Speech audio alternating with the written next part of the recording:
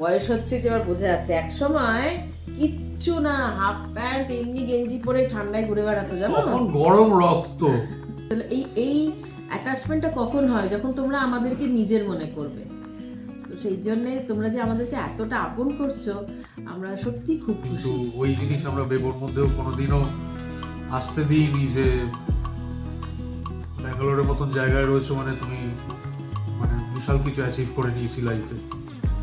আজ বৃহস্পতিবার, সেই জন্য ঠাকুরের ফুল এনেছি, তার সাথে একটু পালং শাক এনেছি। পালং শাক দিয়ে ডাল করবো আজকে লাঞ্চে। দারুণ হয়েছে চাটা। চাটা দেখা করে।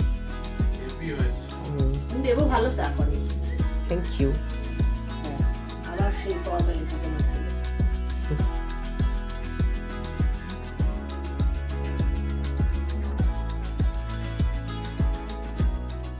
Good morning and welcome to Forly. সকলকে স্বাগত জানাচ্ছি আরেকটা নতুন দিন নতুন ব্লগে। আশা করি তোমরা সবাই খুব ভালো রয়েছো, আমরাও ভালো আছি। আর আজ বৃহস্পতিবার, বেবোদের ইংলিশ ল্যাঙ্গুয়েজ পরীক্ষা। বেবোর আজকে তাড়াতাড়ি ছুটি হবে কি রেগুলার টাইমে ছুটি হবে সেটা এখনও শিওর না, কারণ স্কুল থেকে মানে কালকে ভার্বালি বলেছিল যে ফুল স্কুল হবে, কিন্তু অফিসিয়াল কোনো নোটিশ এখনও অবধি স্কুল থেকে আসেনি। তো রেগুলার টাইম যেটা সেটা হচ্ছে দুপুর 3টে ছুটি, আর যদি তাড়াতাড়ি হয় তাহলে যেরকম এই কদিন হয়েছে 1:45-2টোর সময়, সেই সময় ছুটি হয়ে যাবে। তো দেখা যাক, বেবো স্কুলে গিয়ে জেনে তারপর বলেছি আমাকে জানাতে, তখনই জানতে পারবো। যাই, এবার বেবো রেডি হচ্ছে আর শর্মিষ্ঠা ওদিকে বেবোর জন্য খাবার বানাচ্ছে। তো ও বললো যে ফুল ডের মতনই খাবার দিয়ে দেবো, মানে লাঞ্চ স্ন্যাক্স যেরককম আগে দেওয়া হতো, যদি প্রয়োজন পড়ে তাহলে খাবে, না হলে তো তাড়াতাড়ি চলে আসলে বাড়ি চলে আসবে। অ্যাপেল আর এখানে ভেজ পোলাও মতন করে দিচ্ছি, আর অ্যাপেলের স্কিনটা ছাড়াচ্ছি। এখন সব ওই মোম ঘষে না, সেই জন্য আগে আগে দিতাম না, এখন দিই। কিন্তু মোম ঘষে দেখবি চকচক চকচক করে। করে ওই জন্যই করে, যতই লেখা থাকুক ওই ওয়াশিংটন অ্যাপেল বা যাই খুশি লেখা থাকুক। না না, ওরা ওই মোম ঘষে দেয়, এই জন্যই স্কিনটাকে এখন ছাড়িয়ে দিতাম না, তাহলে কোনোদিনও স্কিন ছাড়িয়ে অ্যাপেল খাওয়াই না। মা বলতো স্কিন ছাড়িয়ে দিলে অ্যাপেলের গুণ কমে যায়, কিন্তু এখন তো যা শুরু করেছে। এত চকচক করে না আপেল। আমরাও অ্যাপেল খেয়েছি, এরকম চকচক করেছে স্কিনটা, একেবারে দেখবে তো চকচক চকচক শাইন করবে। ওটা দেখিয়ে বলে দেখুন কত ভালো অ্যাপেল। ওই তো বিদেশি আপেল। বিদেশি আপেল। গুড মর্নিং সকলকে। ঠান্ডা দেখো। বাবা, উপায় নেই, ভাগ্যিস এইটা অফিস থেকে দিয়েছিল। আবার বলছে একটু মোজা বের করে দিত, পায়ে মোজা পরবা না। বয়স হচ্ছে যে এবার বোঝা যাচ্ছে। এক সময় কিচ্ছু না, হাফ প্যান্ট এমনি গেঞ্জি পরে ঠান্ডায় ঘুরে বেড়াতো, জানো? তখন গরম রক্ত। এখন তোমার বয়স হচ্ছে। ওকে আজকে বলছে আমাকে একটা মোজা দিও তো, পায়ে মোজা পরবো। তোমার ওই এই একটাই জ্যাকেট আছে নাকি? সাদাটা কই? সাদাটা পরলে সেদিন একদিন পরে আর পরো না? সাদাটা একটা ব্যাপার আছে। নোংরা হবে? না না, সেইটা না, ওটা ওই হুডটা লাগিয়ে দিলে নিজেকে একটু ওই কই মিল গে আর জাদু জাদু মনে হয় নিজেকে, ওই জন্যই পড়ি না। আজ খুবই কথায়। আগের দিন পরে নিজেই দেখেছি আয়নায়, ওইরকমই লাগছিল দেখতে। ধূপ ধূপ। তো মুখটা নীল।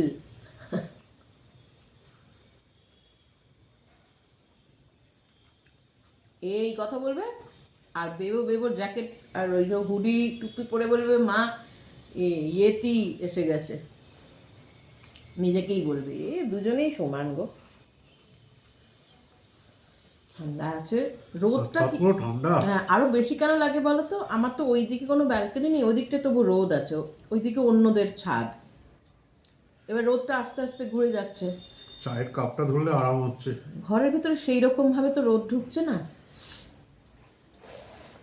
আর আমার এই ব্যালকনিটা তো ছোট, আর একটা ক্লোজড ব্যালকনি, মানে একটুখানি বাইরে একটু বসা টসা সব আর বেবো স্কুলে পৌঁছে ফোন করে বলল যে ওদের 3টের সময়তেই ছুটি হবে। আমি এই জন্যই লাঞ্চ প্যাক করে দিয়েছি। আমাদের ব্লগে খুব খুব মিষ্টি একটা দিদিভাই আছে মানে সব দিদিভাইরাই মিষ্টি যারা কমেন্ট করো, কিন্তু একটা দিদিভাই স্পেশালি সোমা, সেই দিদিভাইয়ের কমেন্টগুলো সত্যি খুবই মিষ্টি। আমরা মানে ইনফ্যাক্ট আমি বসে থাকি ওই দিদিভাই কখন কমেন্ট করবে। তো একটা হয় না, একটা তোমাদের সাথে একটা মনের এখান থেকে একটা হৃদয়ের একটা কানেকশন হয়ে গেছে। সত্যিই বলছি, খুব ভালো লাগে গো। আমরা পরস্পরকে দেখিনি সামনে থেকে, কিন্তু একটা সম্পর্ক গড়ে ওঠে না, না দেখেও তো একটা সম্পর্ক হয়, সেই সম্পর্কটাই হয়ে গেছে। এটা সত্যিই ফ্যামিলি মেম্বার, সত্যি এদেরকেই ফ্যামিলি মেম্বার বলে, যারা সব কিছুতেই পাশে থাকে। ওই সোমা দিদিভাইয়ের একটা চ্যানেলও আছে, আমি দেখেছি, আমার খুব ভালো লাগে। দিদিভাইয়ের কথাবার্তাও খুব মিষ্টি। ডেলিশিয়াসলি ডান নাকি ডিডি, ডেলিশিয়াসলি ডান বলে দিদিভাইয়ের একটা চ্যানেল আছে, সেটাও আমি দেখি। দিদিভাইয়ের সত্যি কথাবার্তা খুব মিষ্টি, সোমা দিদিভাই। তাছাড়া প্রিয়াঙ্কা, সেই দিদিভাইয়ের কমেন্টও খুব ভালো, তিনিও কমেন্ট করেন এবং ওনার কনসার্ন দেখে আমাদের খুব ভালো লেগেছিল। যখন সৌরভকে বলেছিল যে ওষুধ না, পেন কিলার খেতে না, আমাদের সত্যি ভালো লেগেছিল। এই অ্যাটাচমেন্টটা কখন হয়? যখন তোমরা আমাদেরকে নিজের মনে করবে। তো সেই জন্যে তোমরা যে আমাদেরকে এতটা আপন করছো, আমরা সত্যি খুব খুশি। মানে বলে হয়তো ভাষায় প্রকাশ করতে পারবো না, আমরা সত্যি খুশি। শ্রাবণী দিদিভাইও আগের দিন বলেছিলাম, যিনি ওই ভাতের recipe, south Indian rice recipe, সেই দিদিভাইয়ের কমেন্টও খুব সুন্দর, খুব ভালো লাগে। যারা যারা কমেন্ট করো, কিন্তু এনাদের কেন নামগুলো নিচ্ছি, কারণ এরা মানে খুবই ফ্রিকুয়েন্ট। সোমা দিদিভাই তো মানে রোজ বাই ডিফল্ট অভ্যেসে দাঁড়িয়ে গেছে যে দিদিভাই কি লিখেছে দেখেছি কি, এখনো কেন দেখেনি, ওরকম একটা হয়। বাদ বাকি দিদিভাইরাও যারা কমেন্ট করছে, এর জন্যই কমেন্ট করলে খুব ভালো লাগে। আর আমি যতটুকু যা রান্না করি তোমরা যে অ্যাপ্রিসিয়েট করো, তার জন্য থ্যাংক ইউ। আমার সত্যিই ভালো লাগে। আগেও বলেছি, আমরা কিন্তু এরকমই সিম্পল, আর সিম্পলিসিটি আমাদের ভালো লাগে। তো এই সিম্পলিসিটি যে তোমাদেরও ভালো লাগছে, তাতেই আমরা থ্যাঙ্কফুল তোমাদের কাছে, গ্রেটফুলও। এইভাবেই পাশে থাকবে, হ্যাঁ, পাশে থাকবে ফ্যামিলি মেম্বার হিসাবে। আমি নিজেদের সত্যিকারে বলবো, আমি নিজেদের লোকেদের কাছ থেকে যত না ভালোবাসা পেয়েছি, তোমাদের কাছ থেকে তার থেকে 1000 গুণ ভালোবাসা পাচ্ছি এই কটা মাসের মধ্যে। খুব ভালো লাগছে। আমি সৌরভকে বলেইছিলাম যে আমি বলবো এই কথাগুলো, সবসময় তো মেসেজে মানে কমেন্টের রিপ্লাই এরকম দেওয়া যায় না, যে আমি সামনেই বলবো। আর প্রথম দিকে রীতা বটব্যাল, উনিও মানে কমেন্ট করতেন। এখন রীতা বটব্যাল, তারপরে শিলা চক্রবর্তী দিদিভাই সবাই করতেন। এখন হয়তো ব্যস্ততা কারণে করতে পারে না, কিন্তু আমরা কিন্তু এক্সপেক্ট করি দিদিভাই তোমরাও কমেন্ট করবে। আমাদের ব্লগগুলো দেখছো কি না জানতে পারছি না, তো যদি একবার মানে কমেন্ট করো যে হ্যাঁ আমরা দেখছি, তাহলে ভালো লাগবে। আশা করি তোমরা সবাই সুস্থ আছো, তোমরা সবসময় সুস্থ থাকো, ভালো থাকো, আনন্দে থাকো, সবসময় এটা চাই। পুরো জমে যাচ্ছে। চাটা খেয়ে নাও, ঠান্ডা হয়ে গেলে আর ভালো লাগবে না। আসলে আমি তো কল্যাণীতে মানুষ হয়েছি, মানে এখন কল্যাণী টাউন, কিন্তু ওটা তো তখন মফস্বল না, এখন চেনা যাবে না। হ্যাঁ, আমি যখন মানুষ হয়েছি তখন তো আমি আমার দিদা, মাসি, মামা, দাদু এদের মাঝখানে বড় হয়েছি। আমার দিদি কলকাতায় মানুষ হয়েছে, তো হয়তো সেই জন্য আমার মধ্যে এখনও সেই জিনিসটা রয়েছে। ব্যাঙ্গালোরে এসে যে বিশাল একটা সেই show off kind of thing and all, ওটা নেই, আমি কোনোদিন আসবেও না। তোমরা কেউ মনে করো না কিন্তু যে আমরা ব্যাঙ্গালোরের মতন জায়গায় রয়েছি, একটা হাইটেক সিটি, সব কিছু হাইটেক এখানকার। তার মানে এই না যে নিজেদের সিম্পলিসিটিটাকে আমরা ভুলে গেছি, একেবারেই না। না আমরা দুজন ভুলেছি, না বেবোর মধ্যেও এই জিনিসটা এনেছি কোনোদিনও। বেবো তো বর্ন অ্যান্ড ব্রট আপ এখানে, যেরকম আগেও বলেছি অনেকবার, কিন্তু ওই জিনিস আমরা বেবোর মধ্যেও কোনোদিনও আসতে দিইনি যে ব্যাঙ্গালোরের মতন জায়গায় রয়েছে মানে তুমি মানে বিশাল কিছু অ্যাচিভ করে নিয়েছি লাইফে।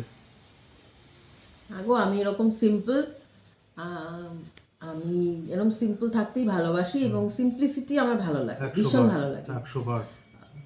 যেটা যার ন্যাচারাল জিনিস আমার মতে সেটাই তাকে মানে এক্সপ্রেস করা বা লোকের সামনে তুলে ধরা, সেটাই করা উচিত। ওই একটা instead fake of instead of একখানা ফেক জিনিস দেখিয়ে, ফেক পার্সোনালিটি দেখিয়ে, আমি ওই জিনিসটা আমি বিশ্বাস করি না। আমি মনে করি আমার দুটো লাইফে আমি রুল মানে এথিক্স আছে ফলো করি। এক হচ্ছে এই যে আমি এটার ওপরে ভরসা করি না যে রূপ, অনেকে আছে দেখতে সুন্দর, আমি একেবারে না। আমার এইটা যেটা সারা জীবন থাকবে, তোমার মন ভালো, তুমি খুব সুন্দর আমার কাছে। ওই তুমি দেখতে খুব সুন্দর, তুমি ফর্সা, এটা একটা ক্রাইটেরিয়া আছে, আমরা সবাই জানি, সব বাঙালি বলে না সবার মধ্যেই দেখতে সুন্দর মানে তুমি খুব ভালো। আগে না, সবাই নয়। তো আমার কাছে ওইটা না, আমার লুকস মানে ম্যাটার করে না আমার কাছে, আমার মনটা ম্যাটার করে। তোমার মন কতটা ভালো, আমি ওইটা দেখে মানুষকে জাজ করি বা মানে সম্পর্ক করি। এক, দ্বিতীয় হচ্ছে শো অফ। আমি কখনো ভালোবাসি না, যে শো অফ করে আমি তার থেকে একটু পিছিয়েই আসতে ভালোবাসি না। কোনো রিলেশনে পয়সা বা অন্য কিছু, তোমার স্ট্যাটাস, এটা ম্যাটার করতে পারে না, আমার কাছেও করে না। আমরা তো দু বোন, আমার দিদি কলকাতায় মানুষ হয়েছে বাবা মার কাছে, আর আমি মানুষ হয়েছি কল্যাণীতে আমার দিদা দাদুর কাছে, মাসিদের কাছে। দুজনের মধ্যে আকাশ পাতাল তফাৎ আজও। মানে দিদি একটু বেশি, বাবা একটু বেশি ভালোবাসতো, ঠিক আছে, মা আমাকে বেশি ভালোবাসতো। এই জন্য আমি বলি না আমি মার খুব ক্লোজ ছিলাম, ওর জন্যে মা আমায় বেশি ভালোবাসতো। তার কারণ কেউ তো একটা হতে হবে না, যদিও বা মাসে একবার করে মা দেখা করতে যেত, মা তো চাকরি করতো। আর আমার বাবার ফ্যাসিনেশন মানে আমার বাবার যত কিছু, সমস্ত কিছু দিদিকে নিয়ে, কেন আমার জানা নেই, কিন্তু তার জন্য একটু একটু দুঃখ, ছোটোবেলায় দুঃখ হতো না, একেবারেই দুঃখ হতো না, কারণ আমি আমার দিদা দাদুকেই বাবা মা বলে ডাকতাম। তারপরে যখন বড় হলাম, কলকাতায় এলাম, কলকাতায় স্কুলে ভর্তি হলাম, তখন মা পুরো সাপোর্ট করে গেছে। আমার মার মানে বিশাল একটা অবদান আমার লাইফে, যা শিখেছি, যা আজকে। আমার মাও খুব সিম্পল ছিল, ভীষণ ভীষণ সিম্পল, ভীষণ সিম্পল। তো আমি মার মতনই। আর আমার বাড়িতে আবার একটু উল্টো ব্যাপার। আমার বাড়ির ব্যাপার হচ্ছে মানে আমি যেহেতু বড়, আমার ছোট ভাই রয়েছে, তো মানে ওই বাড়ির ছোট সব রকমের আদর সুযোগ সুবিধা এগুলো যেগুলো পাওয়ার, সেগুলো মানে ওই পেয়ে এসছে। আমি অনেক ছোট বয়সেই আমি মানে ব্যাঙ্গালোর চলে এসেছি চাকরি করতে। এই সব ফ্যামিলিতেই এরকম কিছু না কিছু থাকে।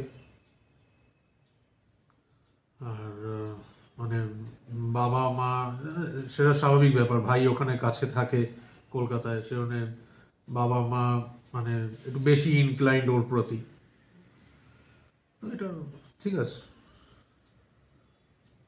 এখন বয়স বাড়ার সাথে সাথে এইগুলোকে আর মাথায় নিয়ে চলিও না। আমার ওসবের ব্যাপার নেই, আমার বাবা মা নেই, কিন্তু আমি মাকে প্রতিটা মুহূর্তে মিস করি, আর বাবাকেও ভালোবাসি, কিন্তু বাবাকে একটু ভয় পেয়েছি বেশি। মাকে মানে মা হচ্ছে আমার প্রাণ ছিল।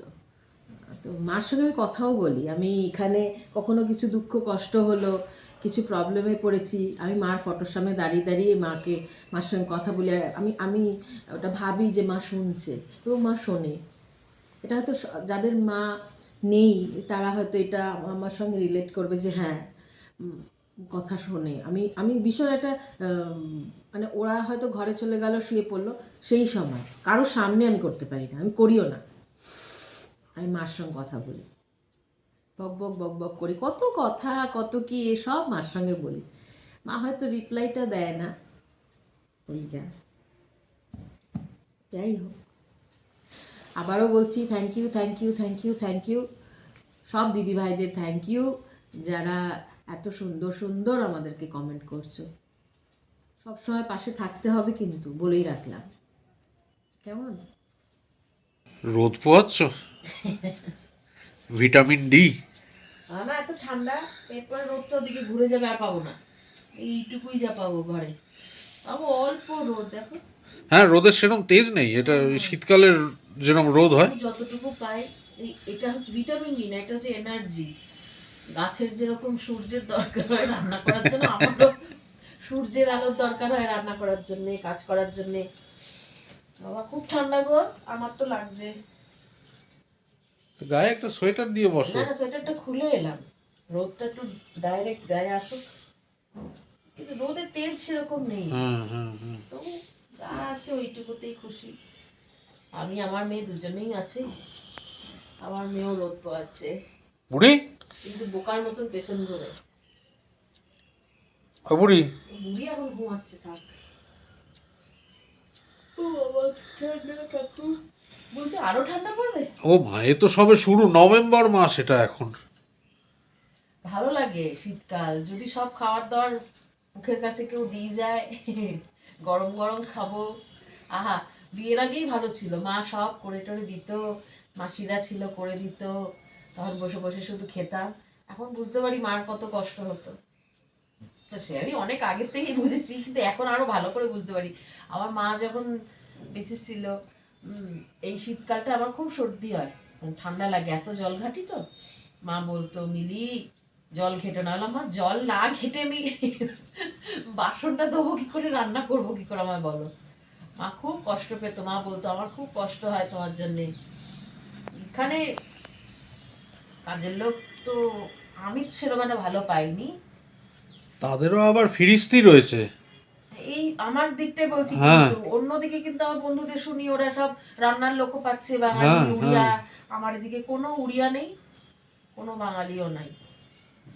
রবিবার ছুটি চাই, শনিবার হাফ ডে। হ্যাঁ, আমি একজনকে বলেছিলাম, বলছে 1:30-2টোর সময় আসবে। 1:30-2টোর সময় এসে কি কাজ করবে, থাক।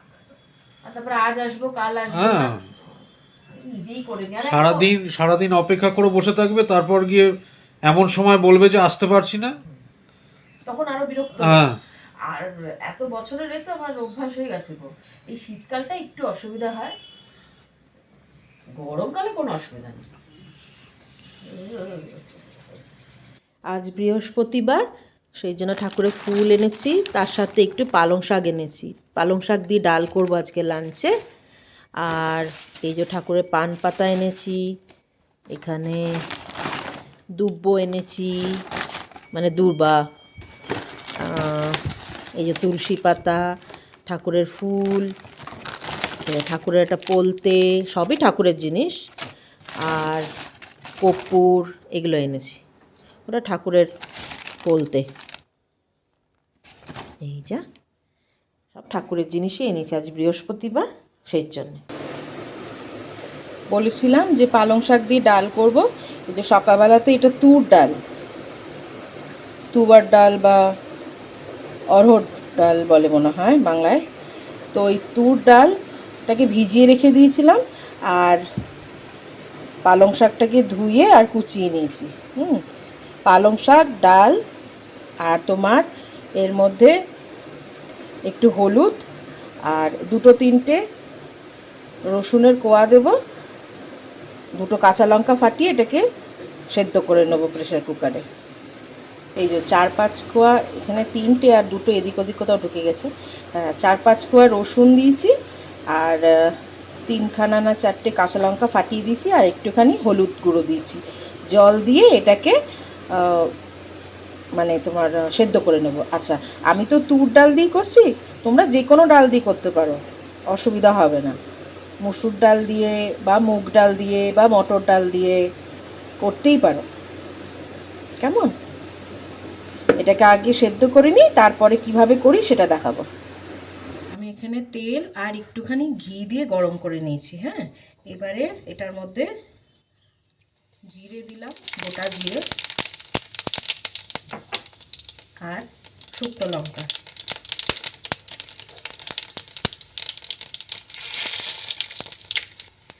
এরপরে এই কুচনো পেঁয়াজটা দিয়ে দেবো। এখানে আমি দুখানা ছোট ছোট পেঁয়াজ দিয়েছি।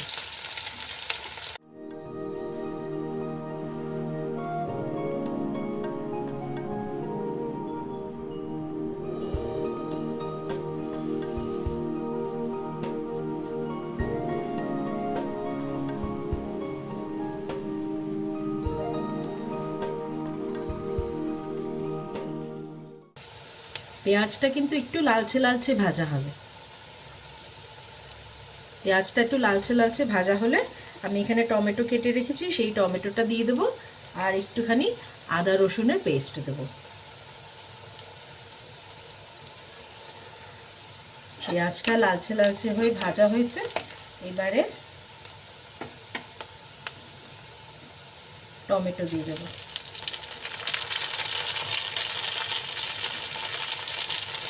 আমার পালং শাক 250 ছিল, ওখানে 250 গ্রাম পালং শাক, তাতে 2টো ছোট পেঁয়াজ দিয়েছি আর 2টো মিডিয়াম সাইজের টমেটো দিয়েছি। আমি এখনই এর মধ্যে আদা রসুন পেস্ট অল্প করে দিয়ে দেবো।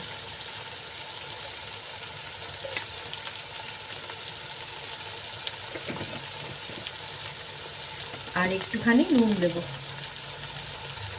এখন অল্প নুন দেব, জাস্ট টমেটোটা যাতে সেদ্ধ হয়ে যায়।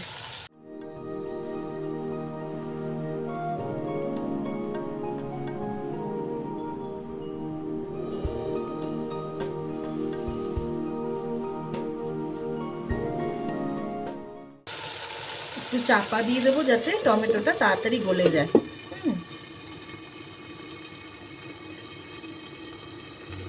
যতক্ষণে টমেটোটা ভাজা ভাজা হচ্ছে ততক্ষণে এই যে সেদ্ধ করেছি যে ডাল পালং শাক একসঙ্গে করলাম না, ওটাকে একটুখানি ঘেটে নিই।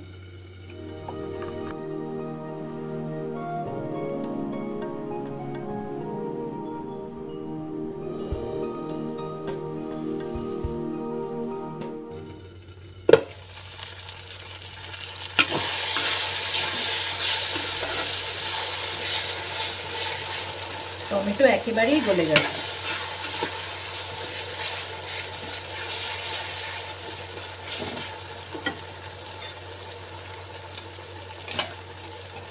এখানে ফুলকপি কেটে রেখেছি, ফুলকপি এরকম ছোট ছোট করে, যাতে ফুলকপি আলু ভাজবো।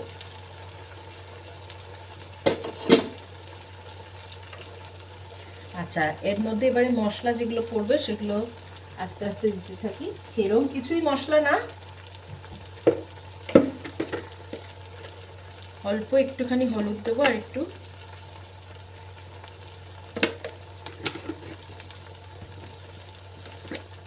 লঙ্কা গুঁড়ো। যারা লঙ্কা গুঁড়ো খাও না তারা না দিলেও চলবে। আর যাবে ধনে গুঁড়ো।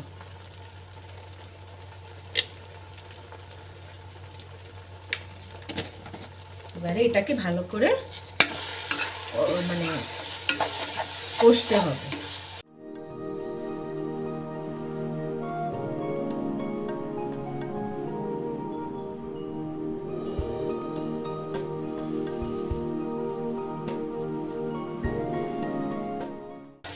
যারা ঘি খাও না তারা দেবে না, কিন্তু ঘি দিলে একটা সুন্দর গন্ধ বেরোবে, খেতেও ভালো লাগবে। এই ডালটা কিন্তু রুটি দিয়েও খাওয়া যায়, এটা কিন্তু পাতলা হয় না, তো একটু ঘন ঘন হয়, এটা কিন্তু রুটি দিয়েও খাওয়া যায়, ভাত দিয়ে তো ভালো লাগেই।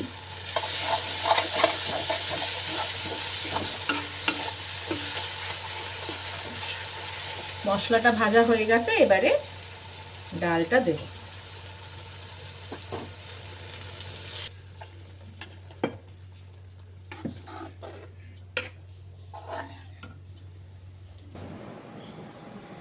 খেতে বসে পড়েছি।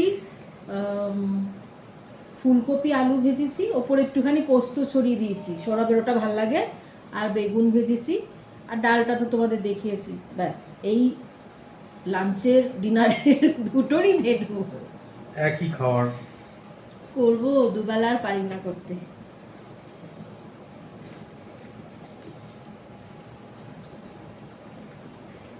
ডালটা দারুণ হয়েছে।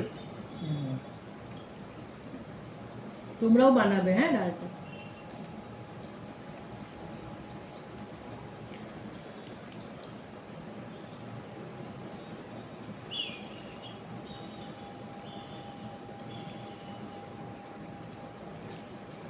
আলু ফুলকপি ভাজাটা নুন আছে গো, নুন বেশি হয়ে গেছে, ঠিক আছে। আমাদের কিন্তু আমিষ আর নিরামিষ খাওয়ারের মধ্যে একটা দারুণ ব্যালেন্স করে চলি আমরা। গতকাল বিরিয়ানি খেয়েছি, চিকেন বিরিয়ানি, আজকে আবার এইটা, আগামীকালও ভেজ, আবার শনি রবিবার নন ভেজ, আবার সোমবার ভেজ।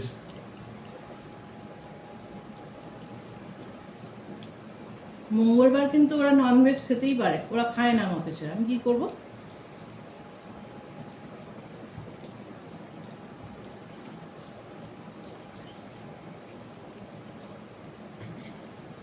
সৌরভ ভেজ খেয়ে নেবে, কিন্তু প্রোভাইডেড একটু ভালো কিছু করে দিতে হবে, তাই না? আজ বৃহস্পতিবার একটু পুজো দিতে দেরি হলো, তাই না? এই জন্য খেতেও একটুখানি মানে অন্য দিনের তুলনায় আজকে একটু দেরি হলো। শর্মিষ্ঠা এই পড়িয়ে এলো ঘরে, আমি টিভি দেখছিলাম, টিভি মানে এই খবর ইউটিউব এইসবই দেখি আমি।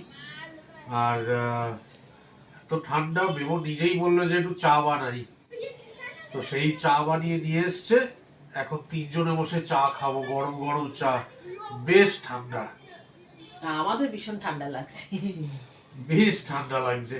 মানে এই ঘরটাতেই ভালো লাগছে, ওই ঘরটাও আমার আরেকটা ঘর, সেটাও ফাঁকা ফাঁকা, হাওয়া আসে, হলটা তো হলটা করে কনকনে ঠান্ডা, এই জন্য এই ঘরটা একটু কোজি কোজি। তো এবার মনে হচ্ছে কম্বলটা নামাতে হবে। হ্যাঁ, এবারে কম্বল নাও। আমার মেয়েও একেবারে কোজি কোজি হয়ে ঘুমাচ্ছে না। ওই এখানে, হ্যাঁ, ও বাবা, আয় চলে চা খাবো একসাথে, আয়। হ্যাঁ, এতদিন পরীক্ষা বা পরীক্ষা শেষ, এবার চা করা শুরু। না সেটা ওটা আমার রেসপন্সিবিলিটি, ওটা চলবে। এই না হলে আমার ছেলে তোমাকে বেশি করে চকলেট দেবো, ওকে? বা আছে, যখন মাম্মা পড়াচ্ছিল একটা ওয়াস্প ঢুকে এসেছিল বলে, এবার মাম্মা আমাকে ডাকবার জন্য অন্যদিকে পালিয়ে দাঁড়িয়েছিলাম, আমি ভীষণ ভয় পাই। মাম্মা ছুটে আমার কাছে চলে এসেছে, বলছে বাবু তুই আমার সেভিয়ার, তুই ব্যাটটাকে নিয়ে গিয়ে। এবার সে কিছুতেই নিচে নামে না। বলতা কি করবো, আমি ছুটে অন্যদিকে লুকিয়ে দাঁড়িয়েছিলাম, আর ওরা কি হাসছে যে ম্যাম ভয় পায়। এবার আমি কি করেছি, এবার সে গিয়ে ফ্যানের ওপরটায় বসে পড়েছে, এবার কিছুতেই নামে না নিচে। আমি তখন ব্যাটটা দিয়ে মারতে পারতিস, ব্যাটটা আমার হাতেই ছিল, অনেক উঁচুতে, ফ্যান অব্দি আমার হাত পৌঁছাবে না। আর চাটা খাও মা, দারুণ হয়েছে চাটা, ঘাটটার ব্যথা করে, হেভি হয়েছে। বেবু ভালো চা করে, থ্যাংক ইউ। ব্যাস, আবার সেই ফর্মালিটি তোমার ছেলে, ফর্মালিটি করলে সৌরভের ছেলে, অন্য কিছু আমার ছেলে।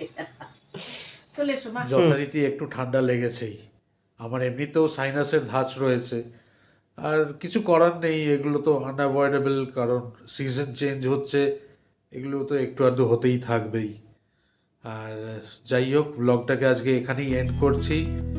রোজ যেরকমটা বলি, আমাদের ব্লগে যদি কিছু ভালো লেগে থাকে তাহলে আমাদের ব্লগটাকে লাইক করো ও শেয়ার করো, আর কমেন্টসের মাধ্যমে লিখে জানাও তোমাদের কীরকম লাগছে। আমাদের পরিবারের সদস্য এখনও যারা হয়ে উঠতে পারোনি, তাদের কাছে অনুরোধ রইল আমাদের চ্যানেলটাকে সাবস্ক্রাইব করার জন্য ও ফোরলি ফ্যামিলিকে আরও স্ট্রং বানানোর জন্য। সবাই ভালো থেকো, সুস্থ থেকো। কাল আবার দেখা হচ্ছে তোমাদের সাথে আরেকটা নতুন ব্লগে। ততক্ষণ দেখতে থাকো ফোরলি, সঙ্গে থাকো ফোরলি। Good night.